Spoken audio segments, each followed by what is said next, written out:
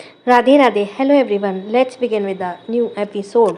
अनुराग झट से पलटकर पीछे देखता है। पीछे रूहान खड़ा था, जिसके एक्सप्रेशन एकदम से सीरियस थे। रूहान उसकी ओर बढ़ता हुआ आता है। उसे देखकर स्वरा का दिल भी बहुत तेजी से धड़कने लगता है। वह उन पलों को याद करके जल्दी से अपना मुंह फेर लेती है। रूहान दोनों के पास पहुंचकर स्वरा को देखते हुए कहता है, इसकी आंखों में नफरत की पट्टी बन चुकी है। ये सब हमारी बात ना ही सुनेगी, ना ही समझेगी। जो प्यार बस एक गलत फहमी की वजह से नफरत में बदल जाए, उस प्यार को समझाया नहीं जा सकता। स्वरा वैसे ही खड़ी रहती है। अनुराग रूहान की ऐसी बातें सुनकर उसे जल्दी से कहता है, ये तुम कैसी बात कर रहे हो रूहान? तुम्हें इसे समझाना पड़ेगा। स्वर्णा हर पल अब भी स्वरा का इंतज़ार करती है। क्या तुम उसके दर्द को कम करने का कोई इतना नहीं कर सकते? जो माँ अपनी बेटी को तड़पता हुआ देखकर अपना मुंह छिपा ले, ऐसी माँ की ज़रूरत किसी बच्चे को नहीं हो सकती। इसके लिए स्वर्णा से ज़्यादा मुझसे दूर होना ज़रूरी है। इसके लिए अपनी नफ़रत सबसे ज़्यादा मायने रखती है। रूहान ये सब बोलता जा रहा था और स्वरा को अपनी गलती का एहसास हो रहा था। स्वरा अब पलटकर रूहान को देखती है। रूहान स्वरा की आंखों में देखते हुए कहता है, तुम मुझे नफ़रत करती हो, मुझे तकलीफ़ देना चाहती हो, ये ठीक है, लेकिन तुम मेरे साथ मेरी बेटी को भी तकलीफ़ दे रही हो, जो मैं बर्दाश्त नहीं करूँगा। रूहान की बातों में एक वार्निंग थी जो स्वरा साफ साफ समझ रही थी, लेकिन रूहान का स्वरा को मेरी बेटी कहना स्वरा को बहुत ज़्यादा चुभ जाता है। वह एकदम से कहती है, तुम्हारी बेटी? वो मेरी बेटी है, मैंने उसे जन्माया, उसने अपने तन का दूध पिलाया है। स्वरा की बात सुनकर रूहान ने एकदम से मुस्कुराते हुए कहता है, हाँ तो क्या अब मैं तुम्हें याद दिलाऊं कि तुमने उसे कैसे जन्मा है? हाँ मुझे पता है तुमने जन्मा है, लेकिन किसकी वजह से जन्मा है? स्वरा अब एकदम से चुप हो जाती है। रूहान मुस्कुरा रहा था, लेकिन उसकी मुस्कुराहट पर एक गुस्सा छिपा हुआ था। रूहान आगे कहता है, पहले तो तुमने अपनी आइडेंटिटी मुझसे छुपाने की कोशिश की। तुम्हें क्या लगता है तुम अपना नाम बदल लोगी और मैं तुम्हें नहीं पहचानूंगा?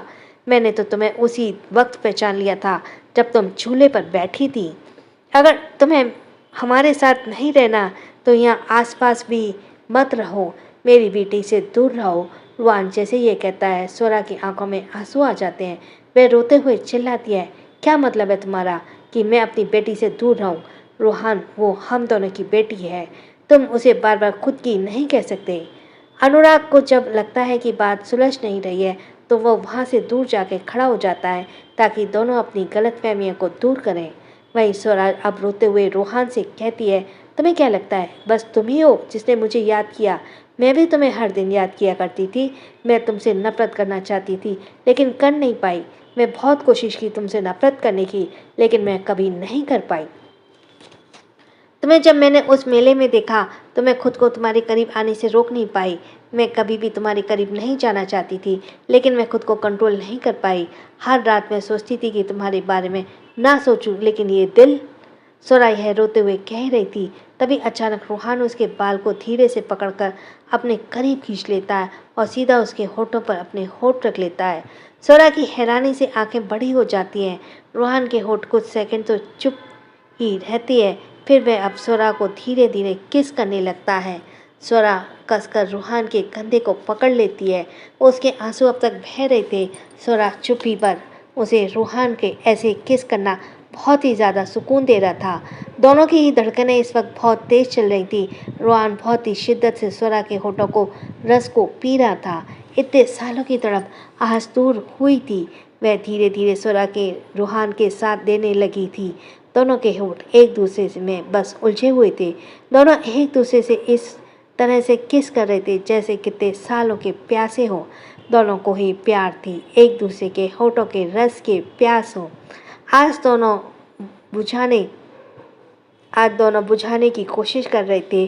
प्यास बुझते ना बुझ रही थी, उसमें ज़्यादा तो बढ़ते जा रही थी, लेकिन उसकी सांसें अब उसका साथ नहीं दे पा रही थी। रूहान स्वरा के होठों को छोड़कर उसके सर से अपना सर जोड़ लेता है और लंबी लंबी सांसें लेने लगता है। स्वरा का भी कुछ ऐसे ही हाल था। रूहान की सांसें स्वरा के चेहरे पर टकरा रही थी। कुछ देर बाद उसकी सांसें नॉर्मल हो जाती हैं। रूहान अब तक स्वरा के सर को अपना सर जोड़ में रखता है। वह उसकी आंखों में देखने लगता है। स्वरा भी इस वक्त रूहान की आंखों में ही देख रही थी। रूहान स्वरा की आंखों में देखते हुए कहता है, सोना, मैं तुम्हें कभी नहीं छोड़ सकता, कभी भी नहीं। रूहान की ऐसी बातें सुनकर स्वरा को फिर से वही सब याद आने लगता है। किस तरह से वह आग की लपटों में लड़ रही थी, लेकिन वह इस तरह से झुलस गई कि वह खुद कुछ नहीं कर पा रही थी। उसकी आंखों में फिर से आंसू बहने लगे। हाँ, उसे रूहान से दूरी बिल्कुल भी मंजूर नहीं थी। स्वरा रूहान से इतना प्यार करती थी कि वह उसके हर गलती को माफ़ कर दे, पर वह उसे सज़ा देना चाहती थी।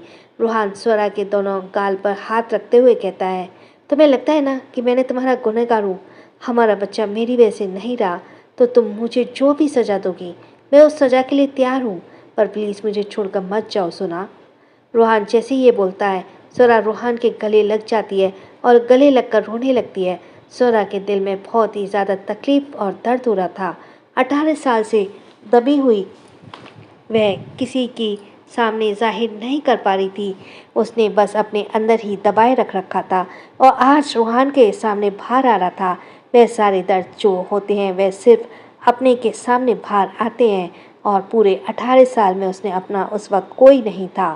वह दर्द खासकर ऐसे इंसान के सामने बाहर आते हैं जो अपने हद से ज़्यादा प्यार करें। दोनों ही तो एक दूसरे को हद से ज़्यादा प्यार करते थे। स्वरा के गले लगने से अब रूहान भी स्वरा के पीठ पर हाथ रख लेता है और उसके गर्दन पर अपना चेहरा छुपा लेता है, क्योंकि वह भी तो बहुत दर्द में था। वहीं दूसरी तरफ सौरभ टेरेस पर अभी अभी आया था और वह सामने देखता है तो सामने शौर्य खड़ा था। सबकी वाइफ मिल गई, बस एक सौरभ की नहीं मिली और एक चाचा चाची नहीं मिले, जो खुले हुए आसमान में देख रहा था। सौरभ आगे बढ़कर शौर्य को सामने खड़ा हो जाता है और खुद भी खुले आसमान में देखते हुए कहता है, भागने की प्लानिंग हो रही है। आवाज़ सुनकर शौर्य सौरभ को देखता है। सौरभ भी शौर्य को देखता है और फिर कहता है, कल रात ही भागने वाले थे ना? भागने का रास्ता नहीं मिला। शौर्य यह सुनकर कल रात की बात को सोचने लगता है। जब वह यहाँ से जाने की कोशिश कर रहा था तो आदित्य के सारे बॉडीगार्ड्स इस तरह तैनात थे कि वह भाग नहीं पाया। सौरभ शौर्य को देखते हुए कहता है, क्यों कर रहे हो तुम मेरे इस्प्रा के साथ ऐसा? वो बच्ची तुमसे प्यार करती है और तुम उसे छोड़ने की बात कर रहे हो। शौर्य फिर से आसमान की तरफ देखते हुए कहता है, मुझ जैसे इंसान से वह प्यार ना ही करे तो ही अच्छा है। हमेशा उसे खुद से दूर रखना चाहता हूँ, क्योंकि मेरे साथ रहकर उसे कभी भी खुशी नहीं मिल सकती। सौरभ तुरंत ही उसे कहता है, और तुम्हें यह किसने कहा कि तुम्हारे साथ रहकर उसे खुशी नहीं मिलेगी? शौर्य, तुम्हें यह नहीं दिखता कि वह तुम्हारे लिए दिन रात रो रही है? शौर्य भी तुरंत ही कहता है, अब वह दिन रात रो रही है, मेरे साथ रहेगी तो ज़िंदगी भर रोएगी। हाँ, तो तुमने उस वक्त यह नहीं सोचा कि अगर मैं इसे शादी करूँगा तो वह ज़िंदगी भर रोएगी? तुमने क्या उसे शादी इसलिए की थी तुम उसे ज़िंदगी भर रुला सको? जब तुम्हें पहले से पता था कि तुम्हारे साथ रहने से उसे ज़िंदगी भर रोना पड़ेगा तो तुमने क्यों की उससे शादी? तुम तो कहते थे ना कि तुम उसे प्यार करते हो, तो तुम क्या उसे रोता हुआ देखना चाहते थे? जब वह तुमसे प्यार नहीं करती थी तब तुमने उसे अपने पास रखा हुआ था और वह तुमसे दूर जाना चाहती थी। उस वक्त तुमने उसे दूर नहीं जाने दिया, और जब वह तुम्हारे पास आना चाहती है, तुम्हारे साथ रहना चाहती है, तुमसे प्यार करने लगी है, तो अब तुम उसे दूर चाह रहे हो, उसे खुद से दूर कर रहे हो। शौर्य, तुम उसे पहले भी दर्द दे रहे थे और अब भी दे रहे हो। पहले अपने साथ ज़बरदस्ती रखकर और अब उसे खुद से दूर करके तकलीफ़ कर रहे हो। क्या यही है तुम्हारा प्यार? उसे तकलीफ़ में देखना, उसके आंसुओं को हर वक्त बहने देना। सौरभ की हर एक बातों को सुनकर शौर्य कुछ ही रिएक्ट नहीं करता है, बल्कि वह तो अब वहाँ से कदम बढ़ाकर चुपचाप जाने लगता है। सौरभ को बुलाता है शौर्य को बुलाता है सौरभ, शौर्य, लेकिन शौर्य कुछ भी नहीं कहता। वह सीधे वहाँ से चला जाता है। शौर्य अब कमरे में जाता है तो उसे बेड पर बैठी हुई इस्प्रा दिखती है, जो कुछ सोच रही थी। उसके चेहरे को देखकर लग रहा था कि वह कुछ पल पहले रो ही रही थी। उसके आंसू गाल पर सूख चुके थे। शौर्य उससे नज़रें हटाकर सोफे पर जाकर बैठता है और उसे टिककर अपनी आंखें बंद कर लेता है। कुछ पल तक वह ऐसे ही आंखें बंद करे रहता है, तो फिर उसे अपने करीब किसी के होने का एहसास होता है। शौर्य आंखें खोलकर देखता है, इस्प्रा उसके करीब ही बैठी हुई थी। घर के सभी लोगों को नहीं पता था शौर्य और इस्प्रा के बीच कुछ भी सही नहीं है, इसलिए सभी ने दोनों को एक कमरा दिया हुआ था और वह दोनों एक ही कमरे में रह रहे थे। स्प्रा को अपने करीब देखकर शौर्य ने कहता है, मैं तुमसे 7 साल बड़ा हूँ, क्या तुम्हें फ़र्क नहीं पड़ता? अगर तुम्हारे कॉलेज में किसी भी फ्रेंड को पता चला तुम्हारा हस्बैंड 7 साल बड़ा है, वे अब तुम्हें कितना चिढ़ाएंगी? स्प्रा शौर्य को जवाब देती है, मुझे ना आपकी उम्र जाननी है और ना ही आपकी गलती जाननी है, मुझे बस आपके दिल को जानना है। शौर्य फिर से कहता है, क्यों अपनी ज़िंदगी पर बर्बाद करने पर तुली हुई हो? देखो तुम्हें बहुत अच्छा लड़का मिल जाएगा। आखिर क्या कमी है तुम में? जिस उम्र की तुम हो उस उम्र का कोई लड़का तुम्हें ज़रूर मिलेगा, और अगर नहीं मिलेगा तो मैं तुम्हें खोज कर दूंगा ना। मैं तुम्हारी शादी एक अच्छे लड़के से करवा दूंगा जो तुम्हें हर खुशी देगा। स्प्रा मुंह फुलाकर कहती है, आप कैसे पति हैं? अपनी ही पत्नी की दूसरी शादी कराने पर तुले हुए हैं। हमने कहा था ना कि हम सिर्फ आप ही चाहिए। आपको समझ क्यों नहीं आता है? हमें आपकी उम्र से कोई मतलब नहीं है। उम्र का क्या है, जितना आपकी उम्र है उतनी उम्र मेरी भी कभी हो जाएगी। शौर्य स्प्रा की नज़र हटाकर थोड़ा सख्त से आवाज़ में कहता है, तुम्हारा दिमाग खराब हो गया बाय द वे, मैं तुम्हारे साथ नहीं रहना चाहता हूँ। तुम्हें यह इतनी छोटी सी बात क्यों नहीं समझ आ रही है? क्या कहते हैं हुए शौर्य यह कहते हुए शौर्य स्प्रा को देखने लगा।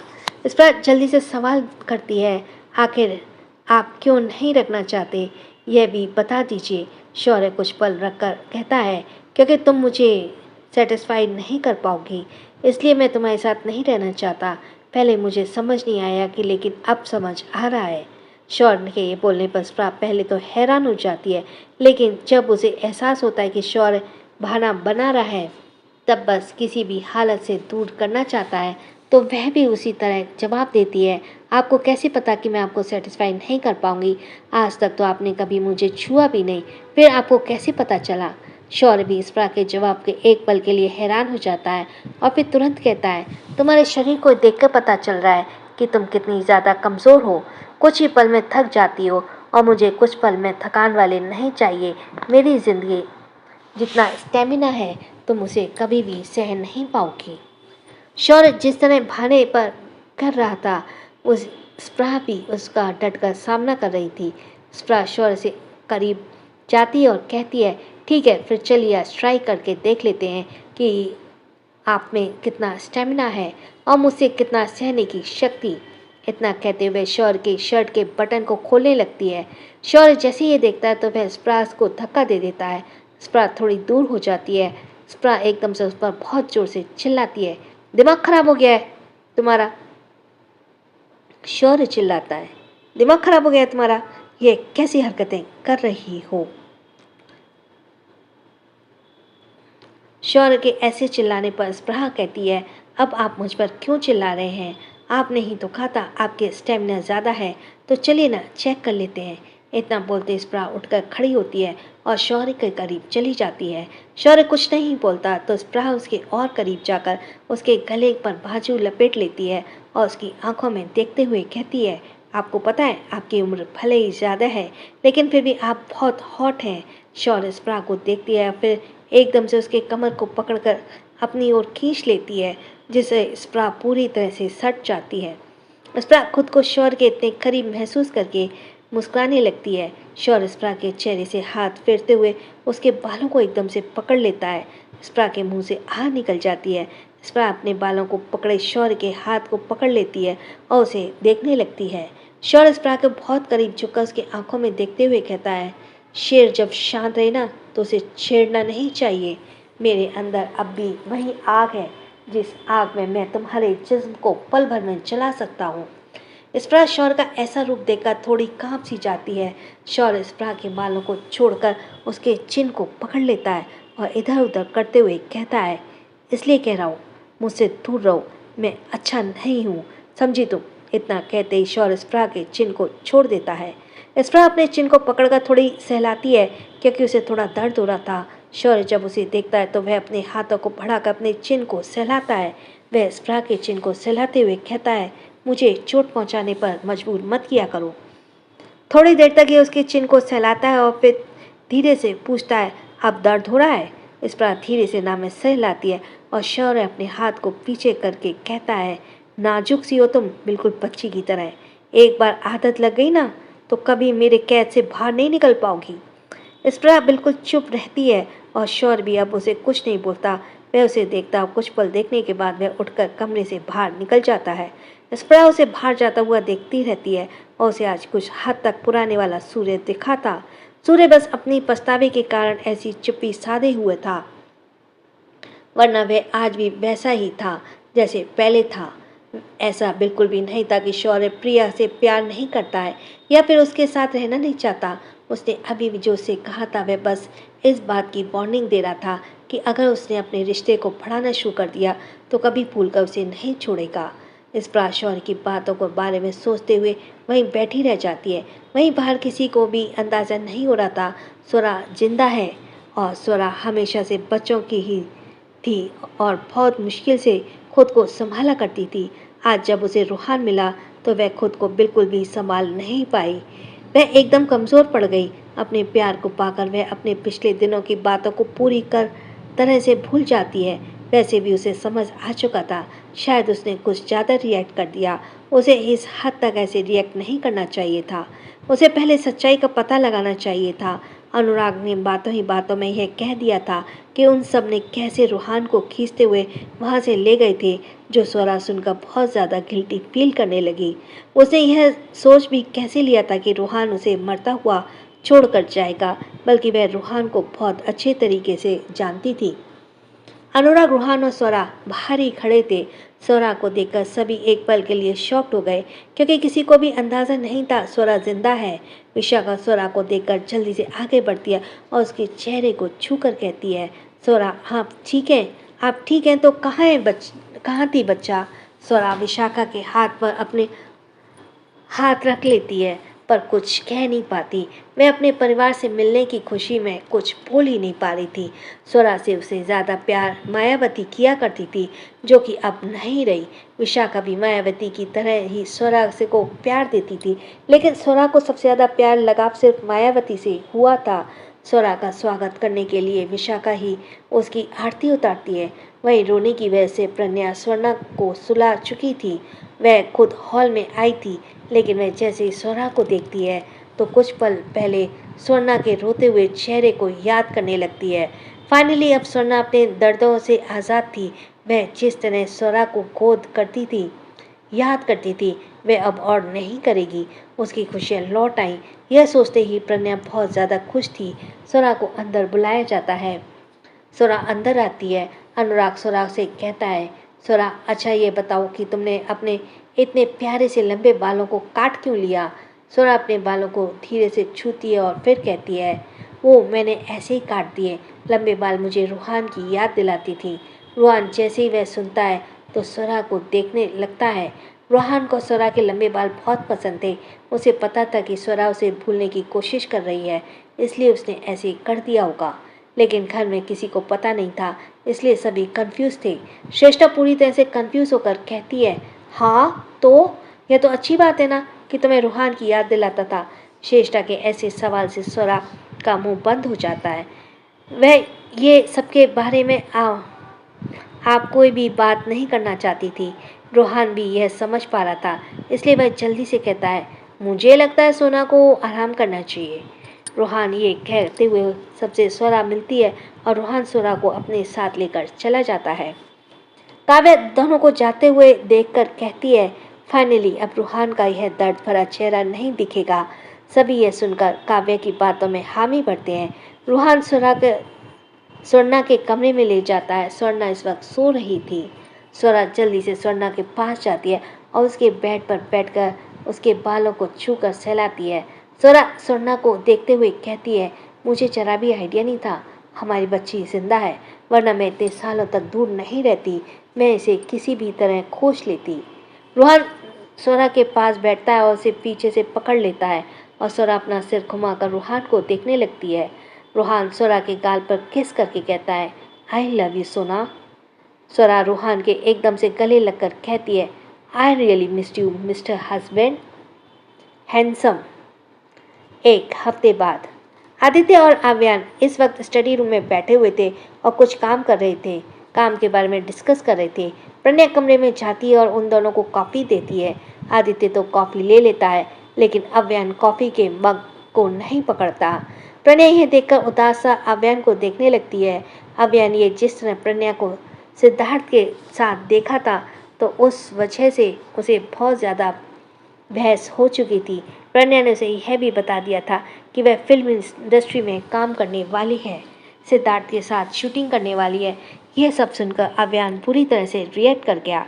दोनों के बीच झगड़ा हो गया था और दोनों ही एक दूसरे की बात नहीं करते थे, लेकिन अब प्रणय को अव्यान के बात करने का मन कर रहा था।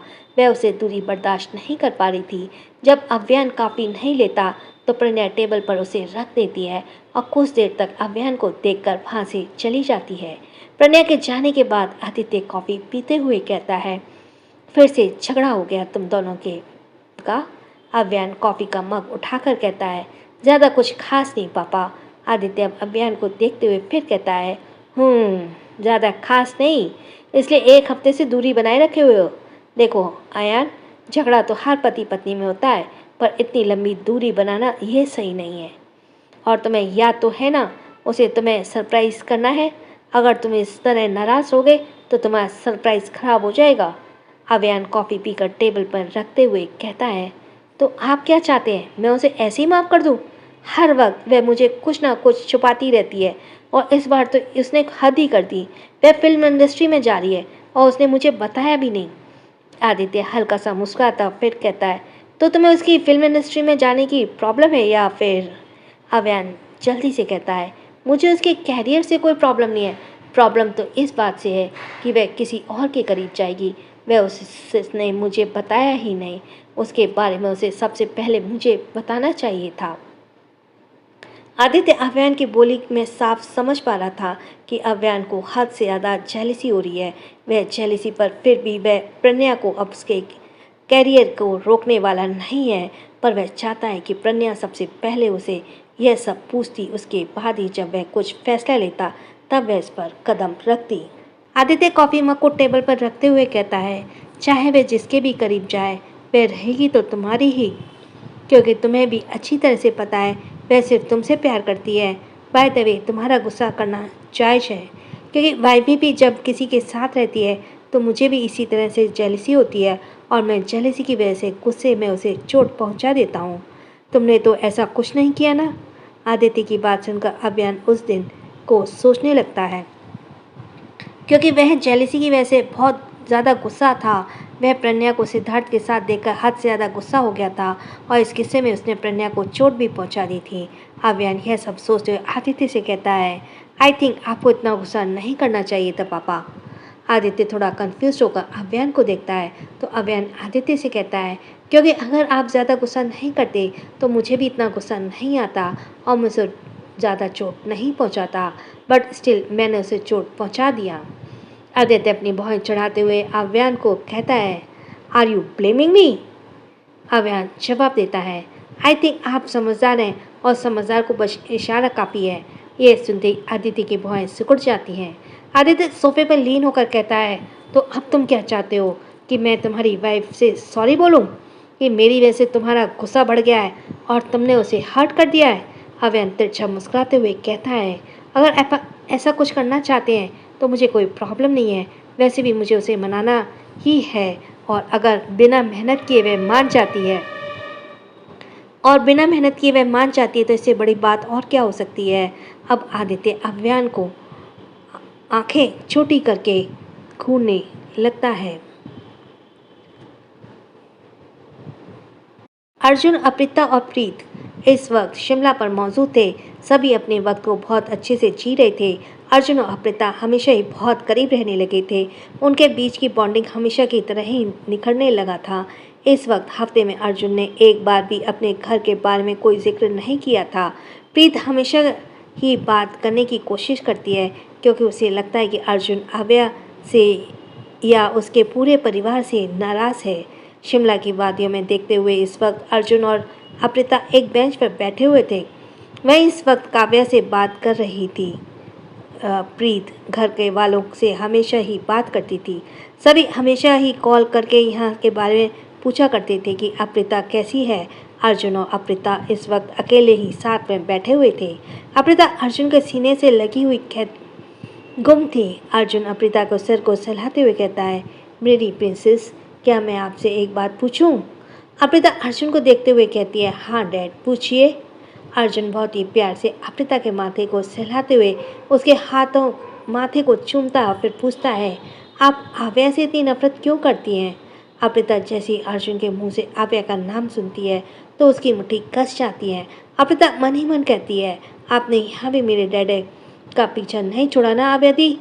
अप्रिता जब जवाब नहीं देती तो अर्जुन फिर से उससे कहता है, आपको ऐसा क्यों लगता है सारा परिवार सिर्फ उसी पर ज़्यादा ध्यान देता है? अप्रिता जवाब देते हुए कहती है, बचपन से ही तो मैं देखती आ रही हूँ, आव्या दी से सबसे ज़्यादा प्यार मिला है और हमें उसके जैसा कभी प्यार नहीं मिला। सब परिवार सिर्फ आव्या दी को ही प्यार करते थे, हमें नहीं करते थे। क्यों डैडा, इसमें ऐसी क्या बुराई है या कोई क्या कमी है हमें? अर्जुन अप्रिता की बातों को सुनकर समझ चुका था कि अप्रिता के दिमाग में किसी ने बुरी तरह से जहर घोल दिया है, पर वह कर क्या सकता था? अप्रिता को पहले ठीक थी, लेकिन जब से वह आव्या से मिली है तब से वह इस तरह से रिएक्ट कर रही थी। अर्जुन आप नहीं समझ कहता अर्जुन कुछ नहीं कहता। अप्रिता को उसने सीने से लगाते हुए और उसके सर थपथपाते हुए कहा, आई लव यू बच्चा। गोवा। आव्या रुद्र के फार्म हाउस पर कार से उतरती है और सीधे फार्म हाउस की ओर बढ़ जाती है। फार्म हाउस का दरवाज़ा खुला होता है तो आव्या सीधे हॉल में जा पहुंचती है। हॉल में इस वक्त नैना अंतरा को पढ़ा रही थी। अंतरा को एडमिशन रुद्र ने इधर ही करा दिया था, इस वजह से उसे पढ़ाई करनी पड़ रही थी, पर कुछ वक्त के लिए वह हॉलीडे पर है तो नैना उसे पढ़ा रही थी। आव्या यह देखकर उसकी ओर बढ़ती है और कहती है, पढ़ाई लिखाई चल रही है? आव्या की आवाज़ सुनकर नैना और अंतरा दोनों ही मुड़कर उसे देखते हैं। आव्या को देखते ही नैना के होठों पर मुस्कान आ जाती है तो वहीं अंतरा की आंखों में एक अलग ही तरह के एक्सप्रेशन बाहर आते हैं। नैना आव्या के जवाब देते हुए कहती है, हाँ लेकिन तुम यहाँ कैसे? अभी तो तुम्हें हॉस्पिटल में होना चाहिए। इस पर आव्या मुस्कुराते हुए कहती है, होना तो हॉस्पिटल में चाहिए, लेकिन शादी पास आ रही है ना, तो मन नहीं कर रहा। इतना कहते ही आव्या अंतरा के बगल में जाकर बैठ जाती है। आव्या अब अंतरा को देखते हुए कहती है, कैसी हो अंतरा? आव्या अंतरा के से बस एक बार ही मिली थी।